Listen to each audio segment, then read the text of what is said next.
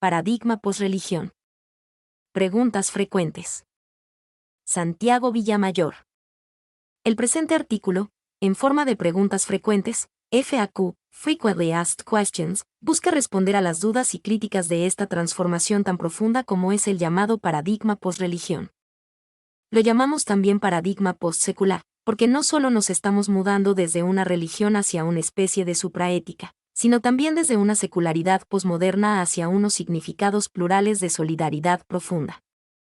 Nuestro propósito es desmontar o deconstruir ambos extremos, por el lado de la religión, unos relatos dogmatizados y extraños al mundo de hoy, por el otro lado, una carencia de relato o un pensamiento único extraño al humanismo. Queremos expresar un significado de amor incondicional que nos parece que fue la revolución de Jesús de Nazaret en la historia. Hoy lo llamamos civilidad de máximos, invitación a la fraternidad sin límites, también divinidad, o suma dignidad que asoma en la humanización. Algunos entienden esta solidaridad incondicional como una trascendencia de abajo a arriba y buscan expresarla mediante símbolos coherentes con la mentalidad de hoy. Es un intento de reconstruir el cristianismo y la perspectiva sobrenatural, antes segregada en un mundo celestial, y hoy emergente desde el mismo amor y la misma lluvia. Y ante este proyecto se suelen presentar las siguientes objeciones. Destruye el cristianismo al negar o reducir a símbolo el misterio de la salvación. El misterio de la salvación es el eje central del cristianismo.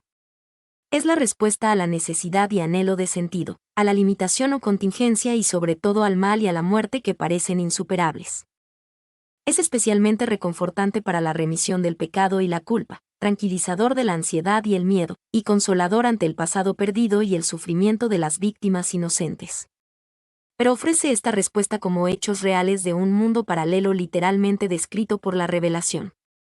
Y entonces el creyente se puede encontrar pareciendo un extraño en el mundo de hoy, hablando en el vacío, o contradiciendo el sentido común y la ciencia, y topándose así con sinsentidos muy serios. El más llamativo de estos equívocos consiste en identificar la fe como un creer lo que no se ve en lugar de creer a favor y a pesar de lo que se ve. En nuestra opinión, el gran misterio de la salvación es una gran metáfora. Su valor radica en dar una salida a las grandes cuestiones, su error en explicarlo de modo realista.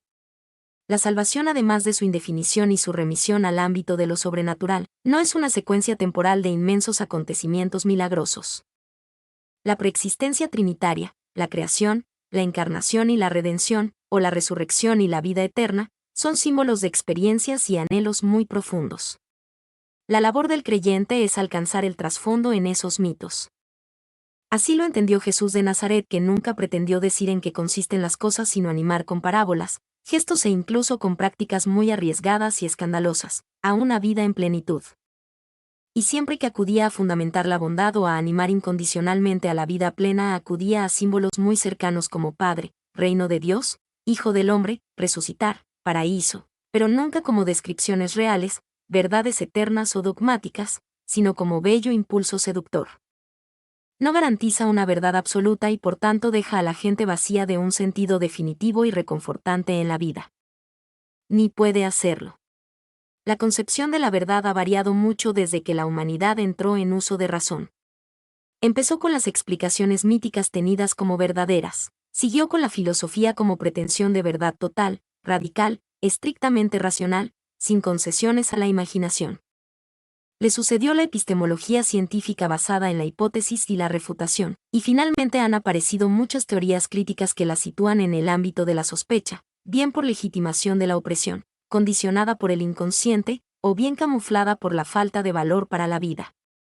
Pero, sobre todo, últimamente se la comprende limitada por el lenguaje, modulada por el uso y los contextos, construida por el consenso crítico, de nuevo como mito, pero no verdadero sino significante, entendida también como el rostro del otro antes que la luz de mi mente, determinada neuronalmente o sujeta a la incertidumbre y al azar. En este contexto, la afirmación de una verdad absoluta, eterna, se vuelve muy difícil e impide el diálogo sincero entre las múltiples visiones de la realidad. La verdad afirmada como incuestionable solo en el ámbito religioso por una autoridad divina infinitamente veraz no es sino la pretensión humana de absolutizar y legitimar una determinada cosmovisión. Para ello necesita salir de la contingencia y desdoblar la realidad en un metamundo donde todo es puro, eterno, indiscutible. Estamos ante una contaminación del Evangelio por parte del judaísmo excluyente de otros pueblos, y por parte de la filosofía dualista de los griegos. Los seres humanos no somos capaces de resolver racionalmente los enigmas o misterios de nuestra condición. Estamos abocados a la creencia y al símbolo, en todos los órdenes. A la confianza en la misma razón como instrumento para la verdad, a la convicción de que existe un mundo independiente de nuestra mente, a la creencia básica en la armoniosa dialéctica entre el azar y la necesidad, a la fe en la bondad y en el valor sagrado de la humanidad y del planeta. No existen verdades o respuestas definitorias. La verdad absolutizada mata el dinamismo de la razón y la somete. Al final esa razón encorsetada deriva en escepticismo y claudica de su dimensión significante. Por el contrario, el símbolo la nutre de significados, la embeleza y libera. Por eso la religión acude a otro mundo, para obtener seguridades. Pero nosotros pensamos que el otro mundo es la fe en este. Y que lo importante es, sabiendo lo mínimo necesario, amar lo máximo posible. Así nos parece procedió Jesús de Nazaret, que tenía pocos conocimientos e imponía pocas verdades, pero que amó mucho. He ahí el significado último, verdadero, pleno de sentido, capaz de encender una vida. El paradigma evangélico, esa precomprensión y predisposición a la esperanza y al amor incondicional desde los pobres, no se expresa necesariamente en una cosmovisión científica, una religión o una sociología determinada. Está abierta a todas ellas como llamada y ánimo. Como símbolo. Niega a Dios. Conduce al ateísmo o al menos al escepticismo y al relativismo. El paradigma posreligional no solo no niega a Dios sino que lo libera de las definiciones que lo falsean. Dicho con toda crudeza, no pone el absoluto en un sagrario, en la Kaaba, en el vacío interior, en la moral o en el dinero. Con toda la tradición bíblica y eclesial coincidimos que Dios es innombrable. Presente de un modo desconocido y ausente. Tanto la teología escolástica como la teología negativa medieval y posterior han rechazado cualquier evidencia de la divinidad. Recuérdense los intentos baldíos de la escolástica y del racionalismo por demostrar su existencia. Nosotros nos situamos en un agnosticismo abierto. Derivamos la cuestión de Dios al ámbito de la razón práctica o moralidad y al del silencio. Creemos que nuestra mente está abierta a la plenitud, se la llame como se la llame. Y la divinidad se nos manifiesta como un horizonte. Es el anhelo profundo que busca su cumplimiento a sabiendas de que cuando lo alcanza lo pierde, como el beso que roza la burbuja y la rompe en el mismo acto. La divinidad es inalcanzable. Solo el amor la acerca y solo el símbolo la entrevé o vislumbra de modo imperfecto. Por eso todos los dioses son válidos y se forjan en la bella y buena razón universalista. No hay definición posible y menos única. Siempre y cuando entendamos por Dios la dinámica que nos lleva a la plenitud y que se realiza en las sucesivas encarnaciones de la bondad y de la justicia. Más que existir, a Dios lo hacemos a la espera de que pueda ser. El gran argumento es un ojalá, un deseo inmenso, infinito, de que el mal y la injusticia no tengan la última palabra. La imagen más clásica de un Dios omnipotente y salvador, fuera de este mundo pero providente, la que ha predominado en la historia del judaísmo y del cristianismo, no responde ya a la mentalidad actual. Desde siempre ha sido imposible casar la omnipotencia y la suma bondad con la existencia del mal. La creación atribuye el mal a la autonomía de la naturaleza o del ser humano, en Dios no cabe el mal o el pecado, mientras que cuando se trata de la gracia, la salvación y la moral, éstas vienen heterónomamente de arriba. Nosotros no podemos nada por nosotros mismos, lo contrario sería pelagianismo. Vaya interpretación prepotente. Muy diferente del mensaje de Jesús, tu fe te ha salvado. Hoy día nos sentimos autónomos. Creemos que la divinidad es el impulso del mejor amor, el aliento de la inteligencia creadora, el alma de la compasión, la belleza del arte, la vitalidad de la naturaleza. Como aproximaciones, como algunos de los 1000 nombres o metáforas que nos acercan al misterio de la realidad. Nuestra experiencia del misterio no es teísta ni ateísta. No hay un Dios fuera, dentro, arriba o en el fondo, sino que la misma realidad se transparenta a sí misma en la conciencia humana como divinidad. Creer en Dios no es afirmar una idea o un ser superior, sino vivir desde la llamada de lo mejor, humilde y libérrimamente. Tengamos nombre para ello o no, seamos creyentes, ateos o agnósticos, Vivamos como si eso mejor fuera posible para todos, como si la divinidad fuera una promesa real. A eso responde la imagen de Padre a la que nos invita Jesús. El sentimiento interior de que todo tiene un valor incondicional que merece su existencia y su respeto. Dios no es omnipotente, ni omnisciente, ni padre o madre, o energía cuántica, bosón atractor de un campo de poder y estructuración. Pero también es todos los nombres, afirmados, negados y sublimados y vuelta a ser negados en una constante veneración compartida. El paradigma posreligional minusvalora la revelación. No la minusvalora, sino que la pone en su sitio, como uno de los más bellos y beneficiosos relatos de la humanidad. Pero la Biblia no puede ser leída literalmente, y al necesitar de la interpretación suele ocurrir que ésta la reinventa época tras época, como se ve en el anacronismo de mucha de la pintura religiosa. El texto escrito o transmitido es solo una matriz. Esto no es negarla o devaluarla. Al contrario, la tentación de absolutizarla y derivar de ella una sociopolítica, una moral y unas prácticas maravillosas y rituales, eso sí es desprestigiarla por contradictoria, milagrera, parcial e incomprensible en muchos casos. Es sabido que los evangelios de la infancia fueron elaborados o inventados con algún testimonio y múltiples referencias a la antropología comparada. Fundamentalmente para magnificar el origen de Jesús. Recuérdese por ejemplo el simbolismo numérico en la genealogía de Jesús o los sugerentes relatos de la huida a Egipto, los magos, etc. También recientemente las investigaciones arqueológicas muestran una Torá elaborada por los escribas del rey Josías en el siglo VI a.C. para engrandecer los orígenes del pueblo de Israel y legitimar el reino. Ya no es un relato ancestral del origen de los tiempos. Cuanto se ha inspirado la piedad y la teología en los mitos del Génesis, y cuanto la teología de la liberación en la salida de Egipto y en todos los demás acontecimientos maravillosos del Éxodo. La misma institución de la Eucaristía o Cena de Jesús no fue una renovación del rito pascual judío sino una cena de despedida en un contexto de persecución. Y podríamos seguir con otros ejemplos. Llega un momento que el conjunto de interpretaciones ha creado un relato distinto. ¿Qué hacer entonces cuando hay tanto que discriminar, tanto que traducir y actualizar?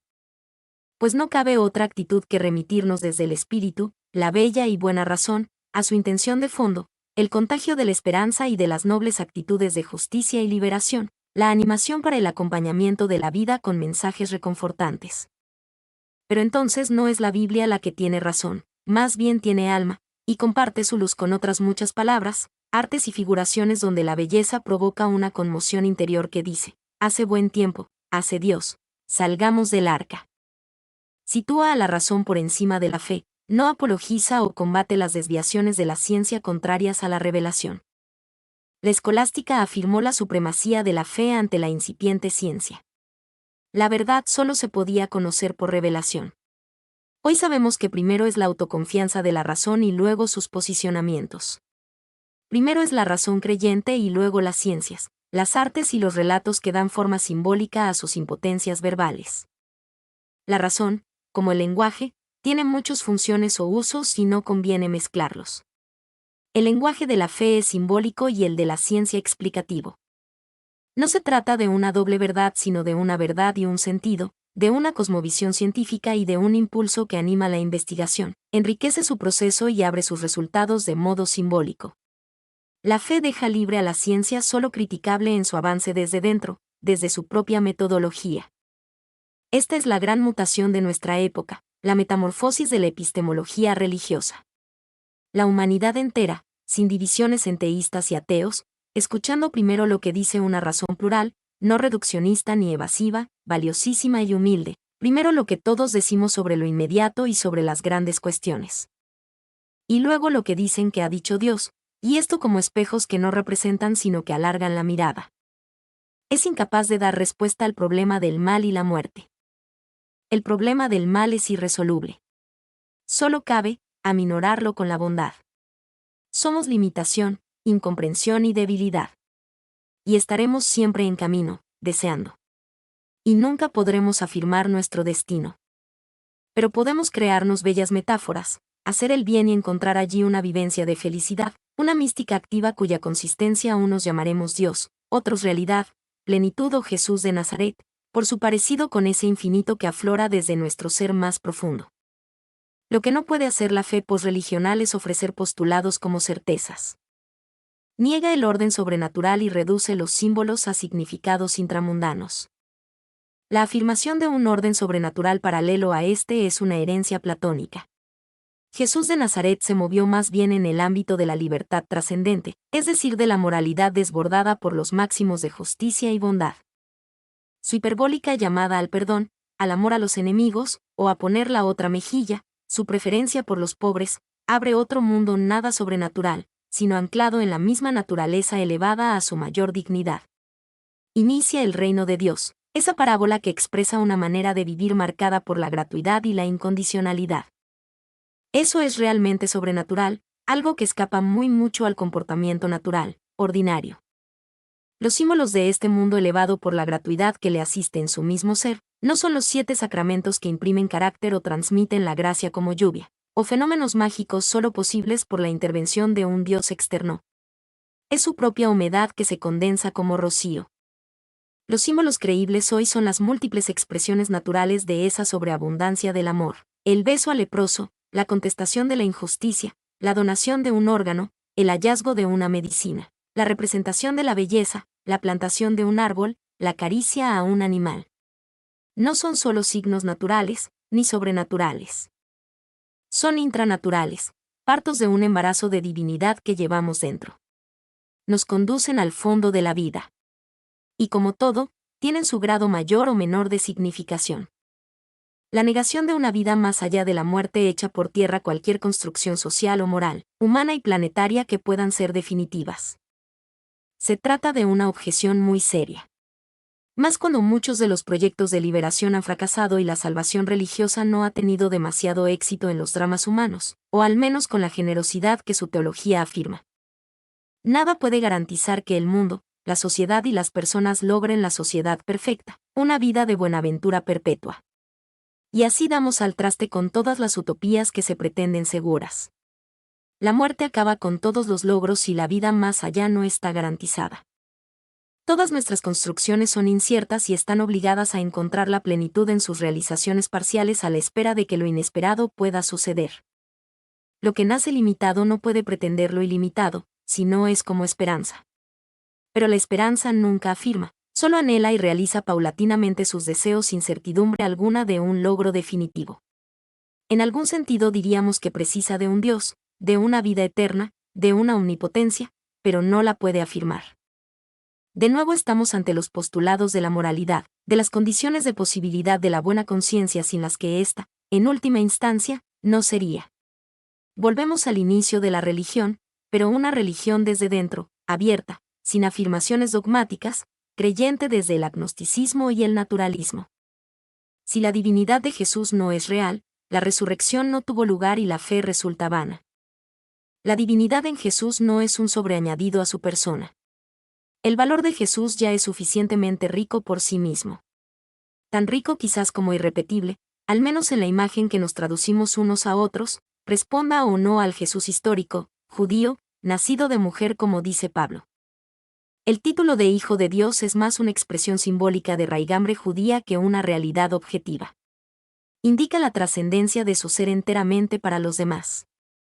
En Jesús, el amor incondicional, ese que se expresa en la desmesura, en el perdón, que me lleva a amar al enemigo o preferir al desvalido, adquiere nombre y figura. Esa insólita inversión de valores, eso es la divinidad, la plenitud de lo humano, algo tan difícil por otra parte en esta sociedad donde solo se aspira a medrar o a respetar la ley por coacción o reciprocidad, y donde la acción justa e invisible, sin recompensa, se considera imposible o sin sentido. Cuando alguien da su vida sin esperar nada a cambio está haciendo una experiencia de bondad absoluta, de incondicionalidad, es decir, de absoluto, de divinidad. Así leemos nosotros la vida de Jesús, por eso creemos que le llamaron Hijo de Dios, por eso le consideramos como el origen de una revolución moral impensable desde la sola biología. La mente humana tiene esa cualidad que muchos llaman agape y que al fin aparece tan notoriamente en Jesús.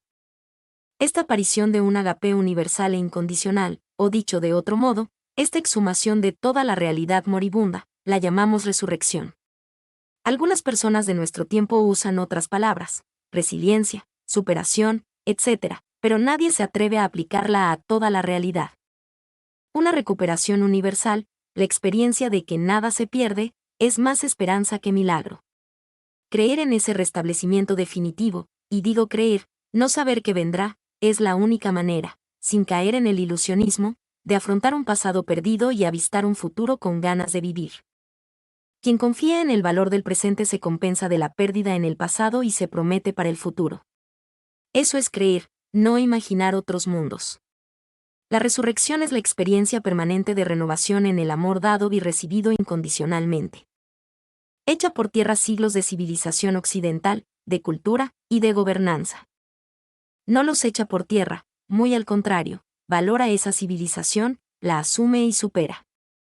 Como otras civilizaciones orientales, africanas o amerindias. En los 5 continentes, las creencias religiosas han causado mucho bien y bastante mal. La civilización occidental, construida sobre la opresión, la represión moral e incluso física, la esclavitud, el imperialismo, el deterioro del planeta, etc., no es, hay que decirlo, una panacea. Aunque haya que reconocer el avance del derecho, del bienestar, para algunos de momento, de la ciencia, etc. En todas estas áreas la aportación de la religión se presenta discutible. El proceso de humanización nos va llevando a una mayor autonomía y a una perspectiva diferente ante el enigma del ser, de la vida y de la conciencia. No nos satisface la interpretación religiosa entendida como verdad única y superior, como letra. No creemos en el desdoblamiento, el sobrenaturalismo y la sumisión. Si en la divinidad de lo real, y la fraternidad incondicional mostrada por Jesús de Nazaret como algo posible entre nosotros. Llamamos a un esfuerzo por reinsertar la religión en la cultura como una supraética, ayudando a nuestro siglo a reconocer su dignidad insoslayable, a construirla entre todos. Esa es la civilización que queremos. A ella llegamos no por el culto y una organización paralela a la sociedad, sino por la política abierta, la virtud personal y la vivencia de los significados profundos en el mismo mundo en que vivimos. Una cultura laica que no renuncia a sus interrogantes y esbozos de respuesta, a nuevos símbolos y poemas. Porque la poesía no es la letra sino el sentimiento que se transmite. Porque la civilización no son las instituciones de dominio sino el avance de la libertad e igualdad que se logra. Las historias religiosas, las Biblias y los Vedas, las artes sacras, la filosofía y la teología, etc. No han sido inútiles sino necesarias históricamente, pero hay que reinterpretarlas. Los profetas o guías de este movimiento posreligional no tienen consistencia teológica, ni estructura o institución que les dé continuidad. Se diluyen en movimientos sociales muy variables.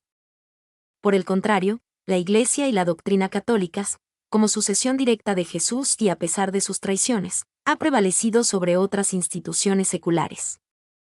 Efectivamente, la mentalidad posreligional se mueve mejor en un mundo laico donde no hay instituciones de poder o autoridad por encima del consenso democrático. Y es una sensibilidad que despierta, no tiene la madurez suficiente. Es difícil adherirse a una teología o antropología liberadora, pues exige una kenosis, un abajamiento real con todas las consecuencias, como el Jesús de los pobres. Estas consecuencias son muchas veces la postergación, el ninguneo y la opresión. Todavía más si se niega todo el sistema religioso colmado de reconocimiento por los poderosos y los bien pensantes. También queremos reconocer que en los años en que estas nuevas perspectivas se van haciendo oír no hemos podido escuchar ninguna observación o crítica seria por parte de las grandes facultades de teología. Y en ese sentido, este artículo es una invitación a que se nos critique, para acercarnos a esa consistencia que se nos niega. El cristianismo de la liberación recibió todo tipo de críticas, sobre todo desde el magisterio y el dogmatismo eclesial. El paradigma posreligional, sin embargo, está siendo cada vez más asumido por la poca teología que queda, y sobre todo está siendo convergente con múltiples movimientos de profundización en lo humano, lo social y lo planetario. Es la misma Iglesia la que nos formó para superarla, para construir la Internacional de la Esperanza, el sacramento del reino que ya no es solo la Iglesia católica. El mensaje de Jesús fue encorsetado en una religión judeo-helénica, en una doctrina, en un poder teocrático. Tiempo llegará en que el Vaticano será la sede de una instancia de moralidad suma, de defensa de los derechos humanos, de cuidado del planeta, de comunicación entre los pueblos, del silencio de la esperanza, casa de los pobres y de los que los defienden, Una convención de los humanismos y las religiones para animar las instituciones científicas, políticas, humanitarias. Contrariamente, y bien interpretado, este modelo cristiano es lo de siempre con palabras distintas, otra religión. Por supuesto. Es lo de siempre, la respuesta de la libertad a las cuestiones que tienen que ver con el sentido de la vida, la igualdad de todos los seres humanos, el cuidado del planeta, el valor de la persona, los postulados de divinidad, el ansia de inmortalidad o la superación de las ansiedades y los miedos. Pero no en clave sobrenaturalita ni realista, sino en clave supraética y simbólica. Algo de siempre pero olvidado.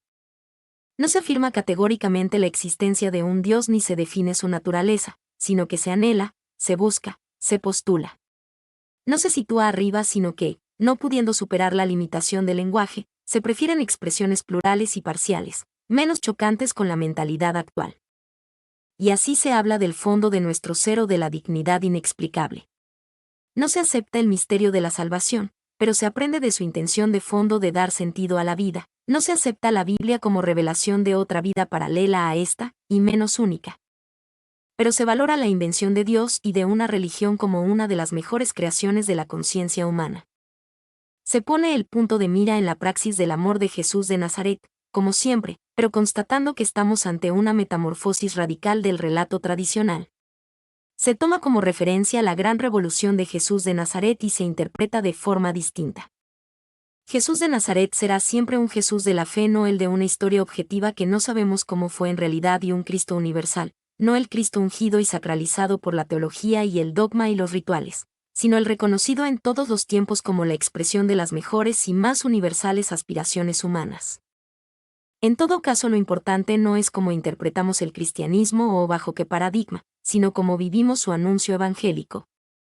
Efectivamente, así es, y en ello hay un sentir común muy extendido. Y también es verdad que tal vida evangélica en según qué carismas y comprensiones se ha patentizado de modo más transparente, y como, al contrario, ha resultado contradictorio e incluso antievangélico en otros casos.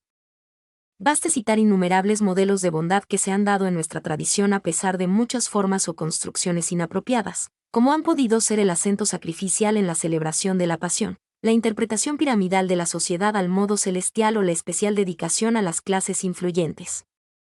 El Evangelio ha de ser creíble y por tanto entendible, en un doble sentido, porque somos fieles a lo que dijo e hizo Jesús de Nazaret y porque su mensaje se adapta al oyente de la palabra. Es decir, que aúne un sincero seguimiento de la persona y del proyecto de Jesús de Nazaret y una dialogada y crítica expresión en los moldes también sinceros de las gentes de cada época. En ese sentido es como proponemos cambiar de paradigma. Mi nombre es Demim. Soy tu asistente personal. Mi sitio en internet es demim.es.tl.